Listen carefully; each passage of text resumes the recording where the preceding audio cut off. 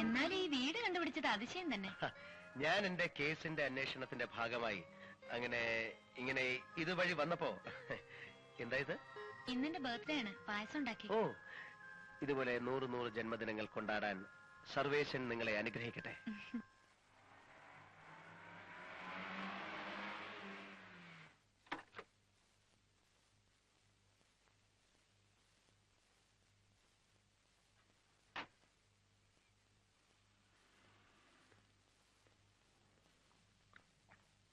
ആഹാ, ഇതാണ് കൈപ്പുണ്യം എന്ന് പറയുന്നത്. നേര് പറയാട്ടോ, എന്റെ അമ്മ വെക്കാനുള്ള പായസത്തിന്റെ അതേ രുചി. അതിലും നന്നായിരിക്കുന്നു എന്ന് പറയാനും എനിക്ക് മടിയില്ല.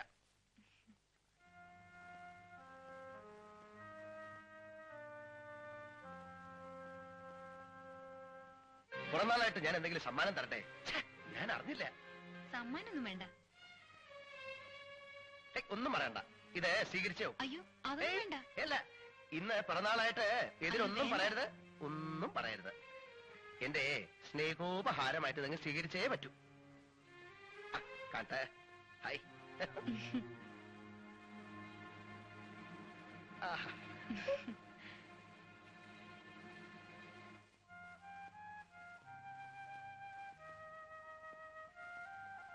ഇന്ന് ലീവാ. ഓഹോ, എനിക്ക് കുറച്ച് തുണിയൊക്കെ വാഷ് ചെയ്യാനുണ്ടായിരുന്നു. ഞാൻ വേണമെങ്കിൽ ഹെൽപ്പ് ചെയ്യാം. അയ്യോ, കൊള്ളാം. അപ്പൊ ഞാനോ? ഇന്ന് ഒരു ദിവസമേ ഉള്ളൂ, അതുകൊണ്ടാ. അല്ല, എനിക്കും കുറച്ച് ജോലികളുണ്ട്. ഞാൻ പോയിട്ട് പിന്നെ വരാം.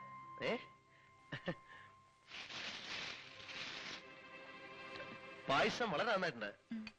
So sweet. പോട്ടെ. ശരി, പോട്ടെ.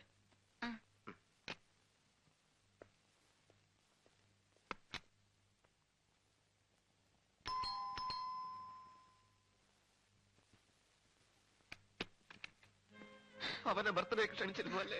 ആരാ അത്? ഒടുവിൽ ആശുപത്രിയിൽ നിന്ന് പോന്നോ? ഞാൻ ചോദിച്ചതിന് മറുപടി പറ. അവൻ എന്തിനാ ബർത്ത്ഡേക്ക് ക്ഷണിച്ചത്? എന്തു പറ്റി? ഞാൻ ആരും ക്ഷണിച്ചില്ലല്ലോ. ഫ്രണ്ട് അവിചാരിതമായി വന്നതാ. എന്റെ ഫ്രണ്ട് ഒന്നും അല്ല അവൻ. എന്തിനാ ഇത്രയും നുണ പറയുന്നേ? മിസ്റ്റർ രാംദാസിന് ഭാര്യയും കുട്ടികളും ഉണ്ടെന്നൊക്കെ എന്നോട് പറഞ്ഞിട്ട് എന്താ കാര്യം? ഞാൻ സത്യം മാത്രമേ പറഞ്ഞിട്ടുള്ളൂ. അവൻ വാച്ച് കെട്ടി തന്നപ്പോ എന്തുകൊണ്ട് വേണ്ടെന്ന് പറഞ്ഞില്ല? അല്ല, എന്താ നിങ്ങളുടെ ഭാവം? എന്നെ ഇഷ്ടപ്പെടുന്ന ഒരു പെൺകുട്ടി മറ്റൊരു അലവലാതിയുടെ കയ്യിൽ നിന്ന് ഒരു സമ്മാനം വാങ്ങുന്നത് ഞാൻ എങ്ങനെ സഹിക്കും?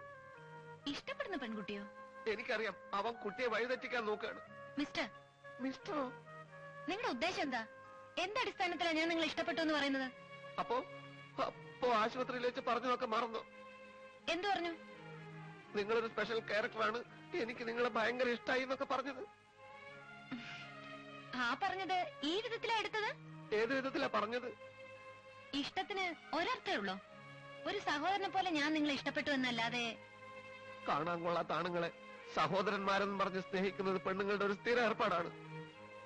എന്നാലും എന്നോടിത് വേണ്ടായിരുന്നു. എന്നോടിത് വേണ്ടായിരുന്നു.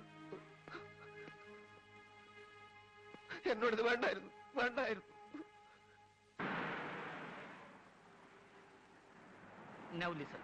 Number 1, നമുക്ക് അതിമാരകമായ ഒരു തോക്ക് വാങ്ങണം. ഒറ്റ വേടിക്ക് 2 എണ്ണവും ചാകണം. നടന്നു തന്നെ. നമ്പർ 2, നിങ്ങളുടെ കാറിൽ നിങ്ങൾ എന്നെ അവന്മാരുടെ വീട്ടിലെത്തിക്കണം. പൊന്നു കുട്ടികളെ, ജീവിതം താറുമാറായിരിക്കുക. അവന്മാരെയും തട്ടി എത്രയും പെട്ടെന്ന് എനിക്ക് എന്റെ നാട് പിടിക്കണം. കടയിൽ ചെന്ന് തോക്ക് വാങ്ങിച്ചതിന് ശേഷം ലൈസൻസ് എടുത്താൽ മതി. അതാ ഇവിടുത്തെ നിയമം. ലൈസൻസ് എടുക്കാതെ തന്നെ പണി പറ്റിക്കാമെന്നും വെച്ചോളൂ. പക്ഷെ നമ്പർ 1 നടക്കണമെങ്കിൽ കുറഞ്ഞത് 15,000 രൂപ എങ്കിലും കൈ വേണം. അയ്യോ, അതിനിപ്പോ രൂപ എവിടുന്ന? അപ്പൊ നമ്പർ 1 പൊളിഞ്ഞു, തോക്കില്ല. ഇനി അടുത്തത് പറ. വായിക്കാത്ത 1-2 സ്വർണ്ണപ്പല്ലുണ്ട്. അരപ്പവനോളം വരും. വിൽക്കാം. പല്ലു നടക്കുവോ? അരപ്പവനുണ്ടെങ്കിൽ 2 ഏറെ അടക്കം വാങ്ങിക്കാം. അരപ്പവനുണ്ടല്ലോ, എങ്കിൽ വല്ല ഗ്രനേഡോ കൈബോംബോ കിട്ടുമെന്നോ? അത് മതി. എന്നാ പല്ലടക്കി കൈ വെച്ചിട്ട് കൂടെ വാ. ഞാൻ അണ്ടർവേഡിലും തപ്പാം. എങ്കിൽ ആ പല്ലടിച്ച് ഇളക്കാമെന്ന്. പിന്നെ അവിടെ ഞാൻ ഇളക്കോളാം.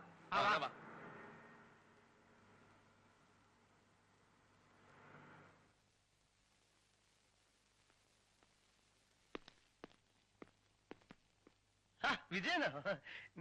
നീ എവിടായിരുന്നു? നിന്റെ കേസിന്റെ എൻക്വയറി റിപ്പോർട്ടിൽ ഏത് കേസ്? ഏത് കേസെന്നോ?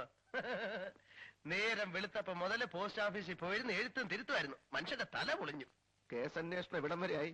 പുരോഗമിക്കുന്നുണ്ട്. അത് ഞാൻ കണ്ടു. എന്ത് കണ്ടു? കേസിന്റെ പുരോഗമനം. മനസ്സിലായില്ല. എന്നെ കൊണ്ടത് പറയിപ്പിക്കണ്ട. നിനക്ക് എന്ത് പറ്റി വിജയ? നീ മരുന്ന് വല്ലതും മാറി കഴിച്ചോ? ഏയ് പറ, എന്താ പ്രശ്നം? നീ ഇന്ന് എത്ര ചീത്ത പറഞ്ഞാലും ഞാൻ തിരിച്ചൊന്നും പറയില്ല. കാരണം അങ്ങനെയാണ്. ഇന്നൊരു സുദിനമാണ്.